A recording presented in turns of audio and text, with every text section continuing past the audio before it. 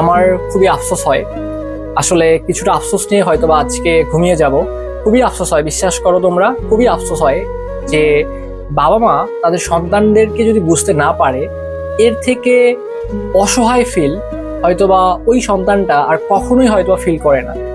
একটা ছেলে বা একটা মেয়ে, সে রেজাল্ট খারাপ করতে পারে, সে জিপি ফাইভ না পাইতে পারে, সে এই যে বর্তমানে মানসিক প্যারাটা খাচ্ছে, সে যে টেনশনে আছে, সে যে ডিপ্রেশনে আছে, এবং আপনি যদি অভিভাবক হয়ে না বোঝেন, এই জিনিসটা বুঝবে কে? আপনার সন্তান, আপনার ছেলে বা আপনার মেয়ে, তার এখন মন খারাপ, সে আপনার কাছ থেকে সান্ত্বনা চাচ্ছে।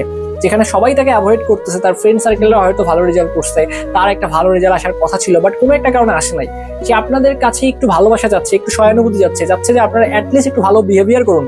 কিন্তু আপনারা উল্টা, মানে এই যে কন্ডিশন গুলা তারা ফেস করে, মানে সব থেকে বড় মনে হয় তারা এখন অসহায়ত্ব ফিল করতেছে যে তাদের বাবা মাই তাদের সাথে খারাপ বিহেভিয়ার করতেছে। তো এর থেকে বাজে ফিলিংস আর হইতে পারে না।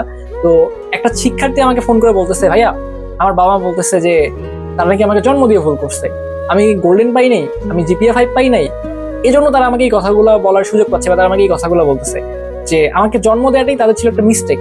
তো এই কথাগুলা যদি একটা অভিভাবক বা আপনারা আমাদের থেকে অনেক সম্মানীয় ব্যক্তি, আপনারা শ্রদ্ধেয় ব্যক্তি, আপনারা বাবা মায়ের আসনে রয়েছেন, তো আপনারা যদি আপনাদের সন্তানদেরকে না বুঝতে পারেন, যদি আপনারা আপনাদের সন্তানদেরকে এভাবে ডিমোটিভেট করেন, তাহলে পাশের বাসার আন্টি অমুক লোক মানুষ তো কথা বলার সুযোগ লাভ করবেই। উল্টা আপনি এই কাজটা করতে পারতেন, যখন পাশের বাসার আন্টি অমুক তমুক বা কেউ যদি ফোন করে বলতেছে আমার মেয়ে যেভাবে পাইছে আপনার ছেলে কেন পায় নাই, তখন আপনি উল্টা বলতে পারেন আমার ছেলের যে রেজাল্ট করছে আমি এতেই খুশি, ও সামনে ভালো কিছু করবে, আমার দোয়া সবসময় সাথে আছে। বাট আফসোস হয় আমার এই শিক্ষা ব্যবস্থা নিয়ে, এই পড়াশোনা নিয়ে খুবই আফসোস হয় যে আমরা আমাদের সন্তানদেরকে বুঝতে পারি না, তারা কি চায়, তারা কোনটাতে ভালো থাকবে, তারা কিসের প্রিপারেশন নিতে চায়। এই জিনিসগুলো অনেক বাবা মা তাদের সন্তানদের উপর জোর করে চাপিয়ে দেয়।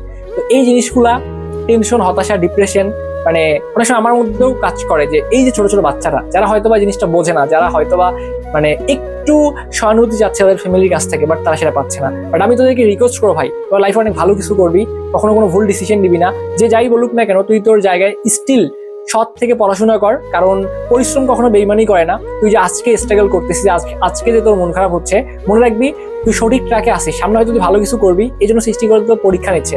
কারণ যারা লাইফে সফল হয়, যারা লাইফে ভালো কিছু করে, তারা এরকম ধাক্কা খায়, তারা এরকম মানুষের কথার আঘাত সহ্য করে। তো এই কথার আঘাতগুলো সহ্য করে যে জ্বলে উঠতে পারবে, তাই লাইফে ভালো কিছু করবে। এসি 25 ব্যাচ, তোরা লাইফে অনেক ভালো কিছু করবি। আজকে কথাটা বলে গেলাম, মিলাই নিস, তোরা লাইফে অনেক দূর যাবি।